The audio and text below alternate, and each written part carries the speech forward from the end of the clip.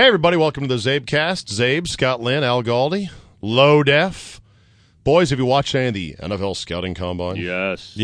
Oh, it's so good. They got the guys' names on their shirts and numbers, and Under Armour is a big sponsor. You can see their logo all over the place. Very exciting. Yeah.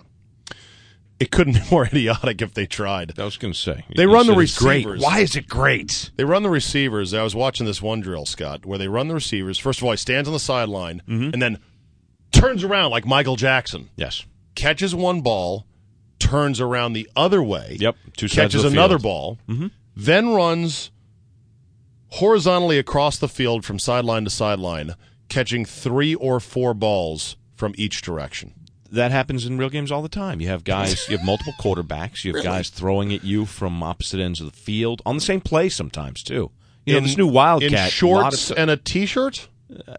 Some leagues. Depends what you watch. With no helmet on. You know they're there to look for agility, and if you listen to the scouts, and I know that you swear by them, they really only want to get the medicals for these guys, maybe get to talk a little bit to them. So why and then get them to these drills? You know, Money, they want to see marketing. film. Yeah. This has become, not on the level of the NFL draft, but it's it's in that stratosphere of events that don't mean as much as they're perceived to mean, but they make a ton of money off. I agree that marketing is part of it, but let me ask this. Why do so many teams send so many high-level guys? I think because it's almost like everyone's doing it, so you better be doing it just to kind of cover your rear end. Right. If you're not there, then you'll become the story.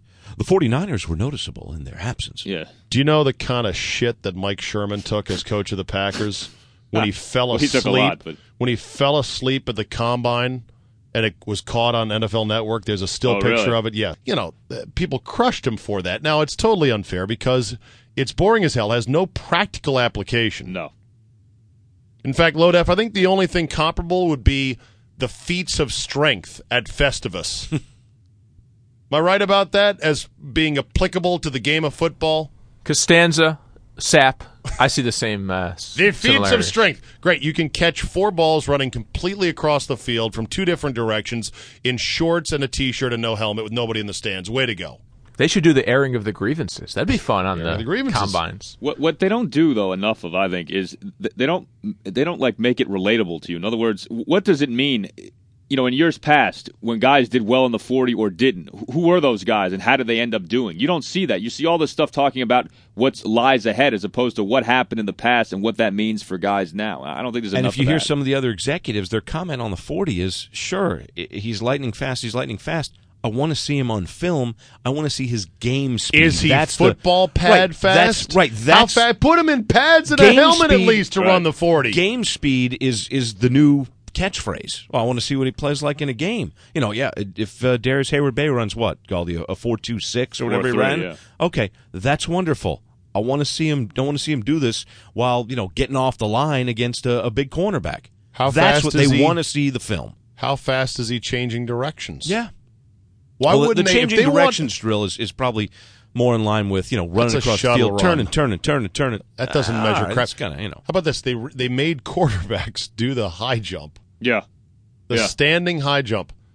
When is that ever going to be used in an NFL game? Clearly for goal line stances. It's nice. Well, when Elway did the helicopter, if he had a better high jump, maybe he could have avoided that. See? And Elway sucked. Yeah. He had a crappy career, had an awful high. All right, I have no idea what he did at the combine. If I owned an NFL team, I would send 2 people and 2 people only to this stupid thing. My team doctor and my strength and conditioning coach.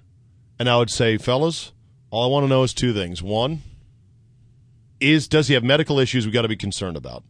And even still, if it's like Crabtree with his stress fracture, in his foot. Yep. That's going to get better in a year or 2 or whatever. If he can play, he can play. Don't overthink it like, well, he's got a stress fracture and he might be out for the first half of his rookie season. The overreaction of that Saturday was insane. He's going to miss 6 to 10 weeks. Dude, it's February. Right. It's not like he's got a deviated aortic septum or something that's going to prevent him from playing competitive sports. All right, so that's one I'd say. Are there any major issues we need to know? And the second thing I'd tell my strength and conditioning coach, just say, check out his body and see if he actually looks like he's in shape for these combine workouts. That's all. That's fine. I would not send any coaches. I would certainly not send my head coach. You want to I send wouldn't send any scouts. I wouldn't send any player personnel directors, because the only thing the combine could do to them would be to them up in the head thinking, God, this guy's kind of slower than I thought, and I'm looking at my stopwatch here. That's all it can do. All it can do. You want your scouts evaluating, can he play football? And you want your scouts saying, hey, this guy got better from his freshman year to his senior year, which means his work ethic is good. Because any can get drafted and get paid a lot of money. Not everyone becomes a professional. A professional is dedicated to his craft of being a football player and works hard once he gets his money. Otherwise, he'll turn into a like Michael Westbrook. And we know how that story ended, don't we? Not well. Right in the octagon. I would also make sure his Wonderlic was over 10, just for the record. That might help. The Wonderlic may not be the SAT in terms of its legitimacy, but when Vince Young scored like a 6 and it got out and people were going crazy, going, you racist bastards, how do you know? Because all these stereotypes with black quarterbacks, they still linger, and I understand the negative perception there, but I think that Wonderlic is looking more and more accurate as the years go by, don't you?